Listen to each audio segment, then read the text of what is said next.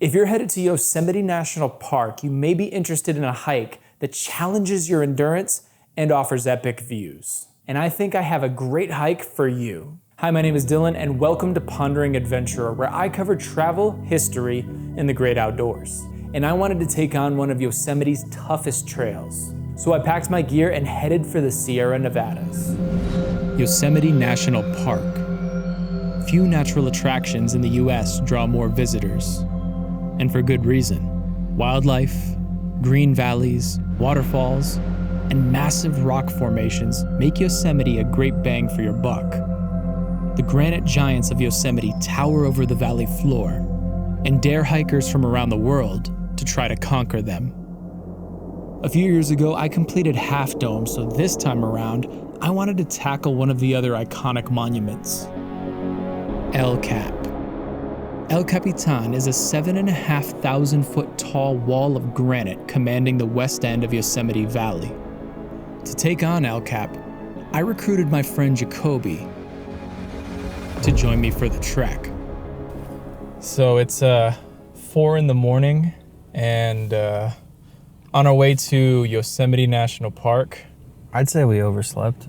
Yeah, went a little bit too crazy on the sleeping. Got about 2.5 to 3 hours, way more than you need to go do a hike that's, plus 10 miles or so. I'd recommend going on maybe like an hour. Yosemite has implemented a reservation system to get into the park. And you need to apply for that on recreation.gov. But if you're like us, you just don't do that.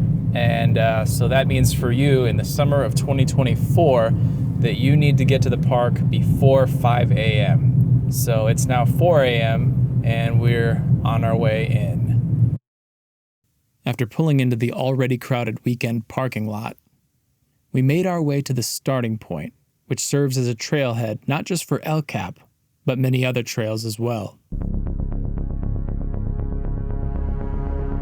So, we're on the switchbacks, and so it begins. The steep elevation gain of the switchbacks indeed began. Views of the valley floor opened back up fairly quickly. Fortunately for us, the sun was just beginning to break the mountain peaks and hadn't yet reached us on our ascent from the valley. Making way along the mountainside, a few spots of relief open up, including a bit of a descent. Shortly after hearing the rush of water, it comes into sight. The steady flow of the upper Yosemite Fall in full view. From here, your vantage point includes the falls and the open valley below. In our race against the sun to the top of the switchbacks, we pressed on, leaving the valley further behind us. All right. Let's see how far in we are on these switchbacks. According to All Trails, hour 45 in, a little over 2.5 miles. We passed Yosemite Falls, and last bit of switchbacks before the All Trails comments tell us it starts to get easier.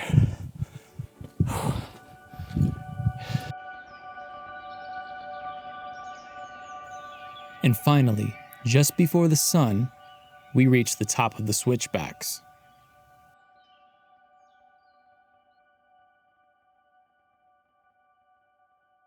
So we finally made it to the top of the ridge. Time for some food and some coconut water, which really must have gave us an energy boost.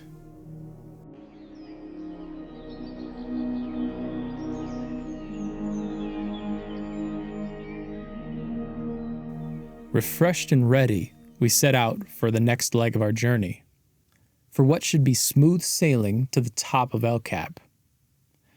Or so we thought. So, going through the forest up on top of the ridge. The walk is much easier because it's relatively flat.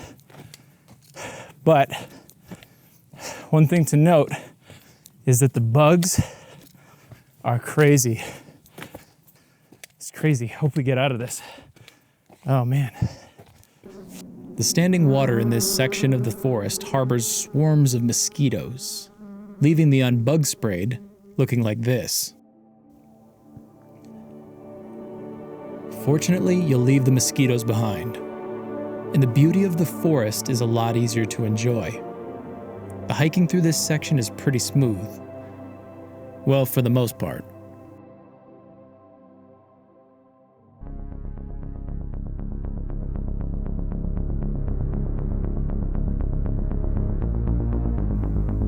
After running into another trail sign, we knew El Cap was getting closer.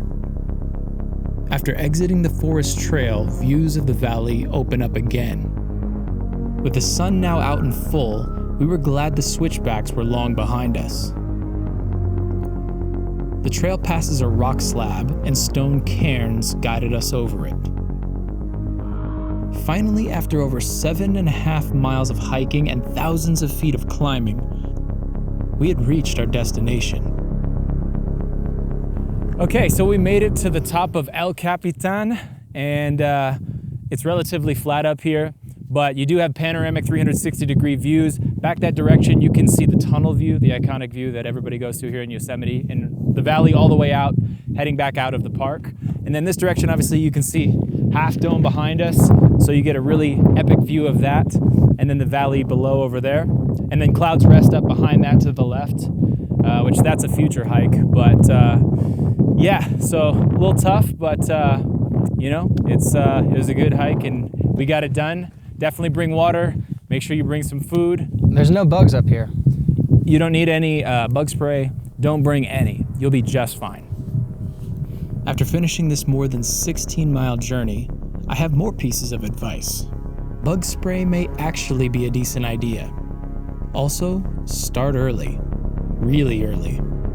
Those first 3 miles are steep switchbacks with only a few points of relief. You'll want to hit those before the sun does. Definitely pack extra food and water or a filtration kit. You're doing a 16-mile hike, so you'll want plenty. Lastly, the most sketchy spot on the entire hike is of course the switchbacks on the way down. Descending that first section trades back and forth between smooth rock steps worn and covered in sand, making them slippery, and descending rocks of varying sizes, leaving you in charge of balancing on small, uneven surfaces the entire time. So there you go, guys. That was El Cap from the valley floor, one of Yosemite's toughest hikes. If you're headed out to tackle this one yourself, I wish you a great hike. Thanks for watching. If you enjoyed this video, consider subscribing to the channel. And if you're interested in fascinating historic sites, then check out my video on the battlefield of Thermopylae or my video on the ancient royal tombs of Alexander the Great's family. Thanks again, and I'll see you on the next one.